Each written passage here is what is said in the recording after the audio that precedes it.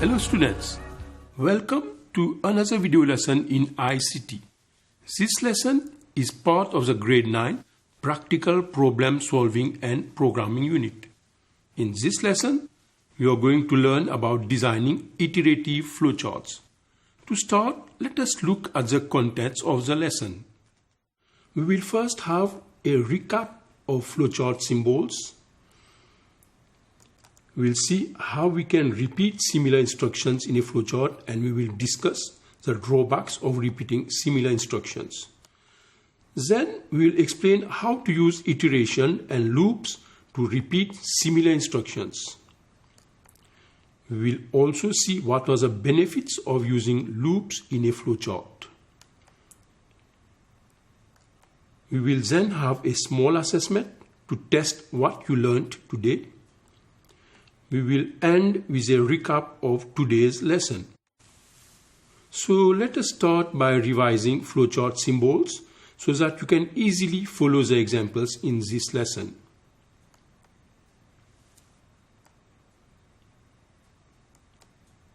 An oval shape represents start or end. It indicates where the flowchart starts or ends. A parallelogram represents input or output. Input is the point at which data is received, and output is the point at which results are shown. A rectangle or box represents a process. It indicates some form of data manipulation. A diamond shape represents a decision box. It indicates a place where we have to make a choice, hence allowing us to divert from the sequence. An arrow represents a flow line. It indicates the next instruction to execute. Let us consider a first example of repeating instructions. The problem is to display the text ICT grade 9 5 times. The output should look like this. Let us consider our first solution. One way to display ICT grade 9 5 times would be to write each instruction one by one.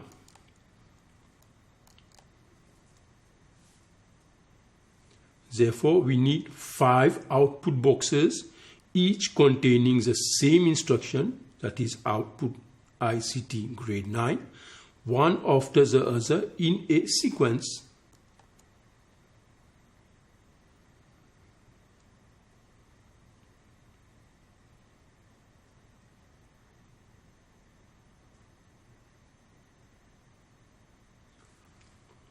Note that to output 5 lines of text, we had to use 5 output boxes.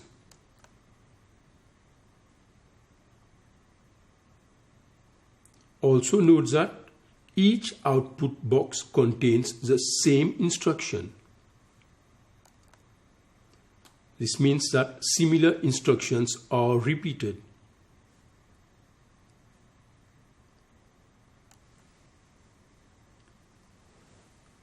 Using this method, how many output boxes will be required to print the line ICT grade 9 50 times?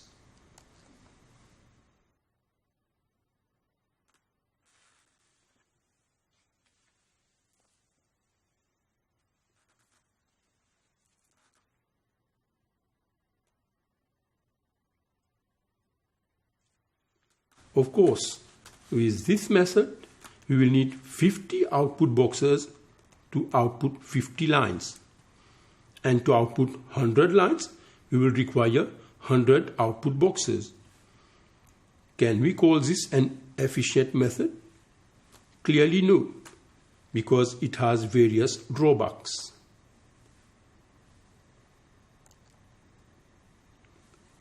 What are these drawbacks?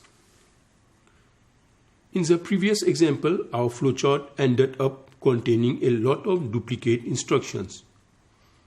Hence, the first drawback is that flowcharts and programs tend to be very long.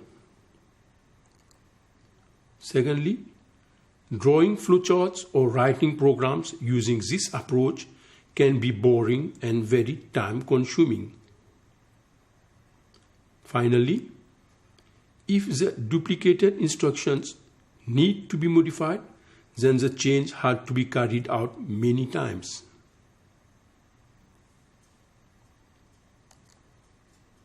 Let us now try to solve our problem, that is, output a same line of text 5 times using a different approach. Solution 2 uses iteration. We are going to use a technique called iteration. An iteration is a process of stepping through one or more instructions several times. The instruction or set of instructions that is repeated is called a loop. Solution 2 uses a technique called iteration. We learned that iteration means to repeat. We start as usual with a start symbol. Output one line of text, ICT grade 9, and the flow line goes to the end of the flowchart. We wrote the instruction only once, hence we see only one line on the output screen. Now let us bring along a change. Instead of going to the end symbol, the flow line coming out of the output box goes upwards back to the same output ICT grade 9 instruction.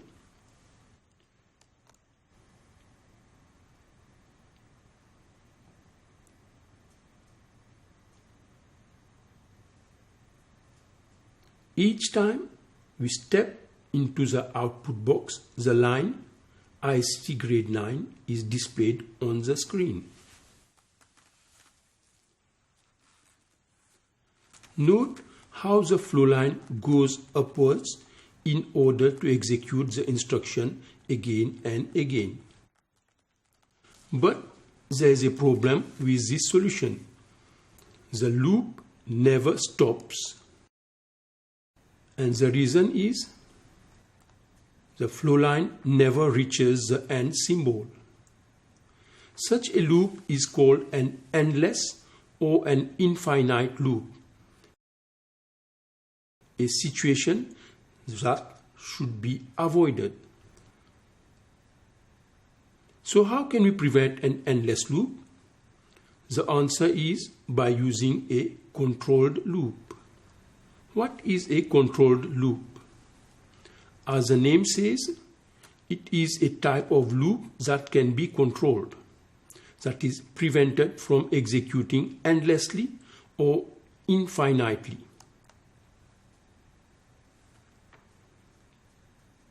A count control loop repeats one or more instructions a specific number of times. We saw that an uncontrolled loop results in an endless or infinite loop.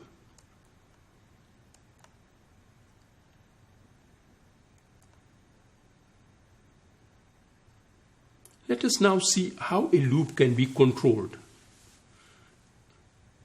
We are going to modify it to stop when required, that is after 5 iterations. First, we are going to introduce a counter variable. Secondly, we are going to set the value of the counter to 0. you are going to increment the counter after the output instruction.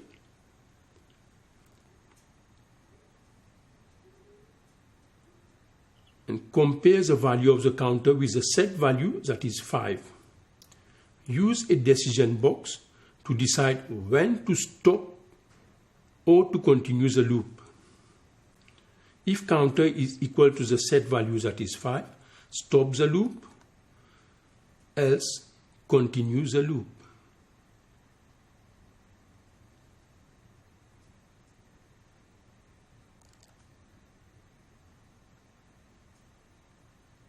Here is a summary of how to use a counter-controlled loop.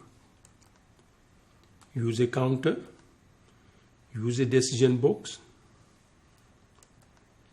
and a flow line going upwards represents a loop.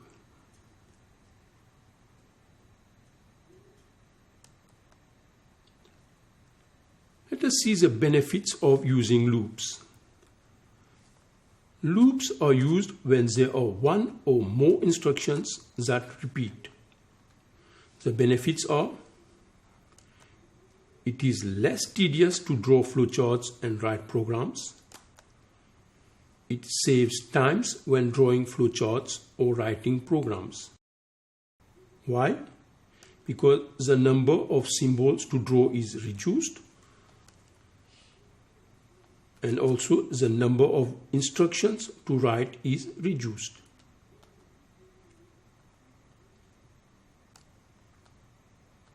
We will now see a second iteration example.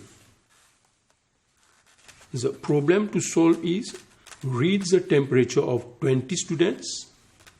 For each student, if the temperature is less than 38 degrees, display "you are healthy." Otherwise, display "you have fever."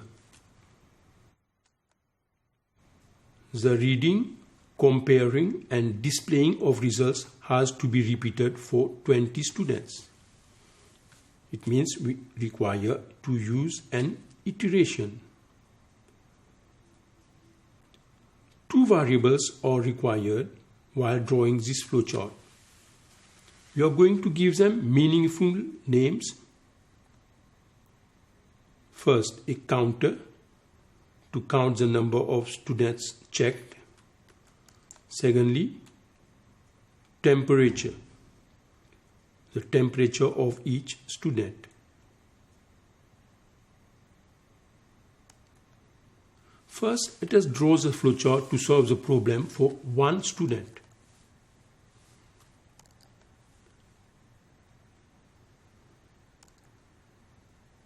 Input the temperature.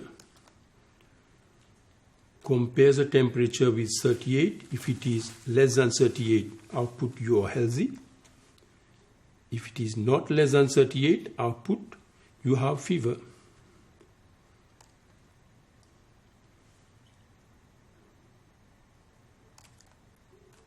For 20 students, we are going to repeat this part 20 times.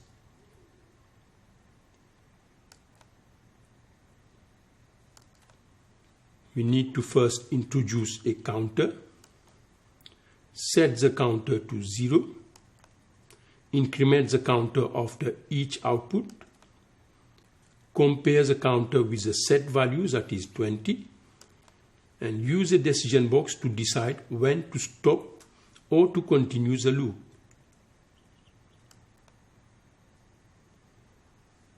For 20 students, we will need to introduce a counter, set the counter to 0, increment the counter after each output, compare counter value with the set value, that is 20, use a decision box to decide to stop or to continue.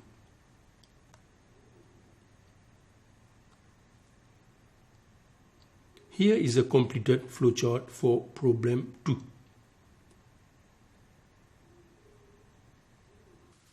Now you know what is an iteration and what is a loop. We learned how to draw flowcharts using iteration and loops. Let us now have a small assessment to test what you learned in this lesson. We will have some multiple choice as well as some true-false questions. Read the questions carefully before giving your answer. You will have a few seconds to give your answer. Here comes question 1. Question 1. An endless loop is a loop that A. Never starts, B. Never stops, or C. Never repeats.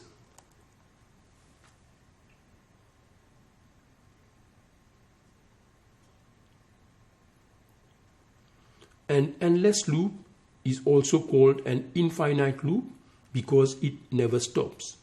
Option B is the correct answer. Question 2. In a counter-controlled loop, one or more instructions are executed. A. Only once. B. Endlessly, that is without stopping. Or C. A specific number of times.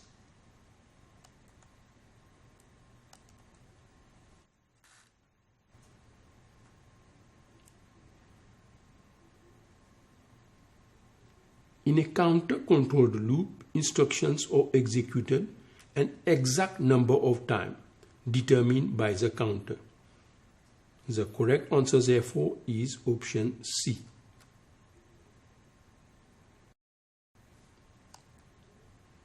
Question 3. A loop is indicated by a option A, flow line going upwards, option B, decision box, or option C, counter set to 0.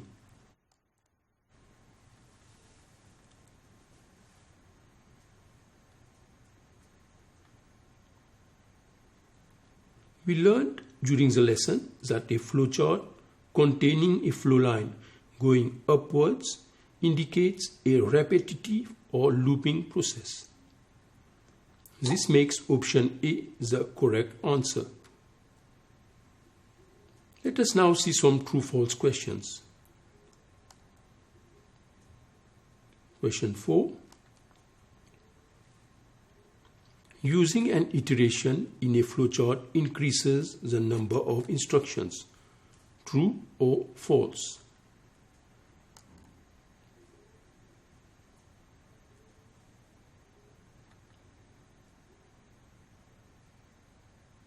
Using an iteration reduces the number of symbols, hence the number of instructions decreases. The statement is therefore false. Question 5. An iteration is a process of stepping through one or more instructions several times. True or false?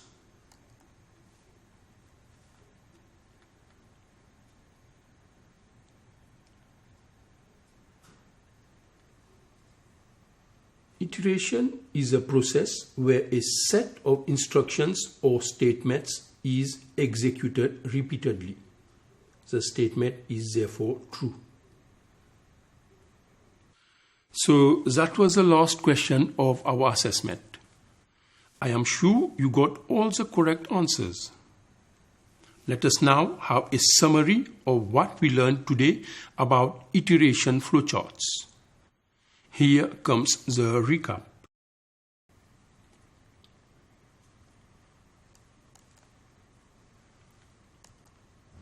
Flowcharts containing a lot of similar instructions tend to get very long and time-consuming to write and modify. An iteration is a process of stepping through one or more instructions several times. The instruction or set of instructions that is repeated is called a loop.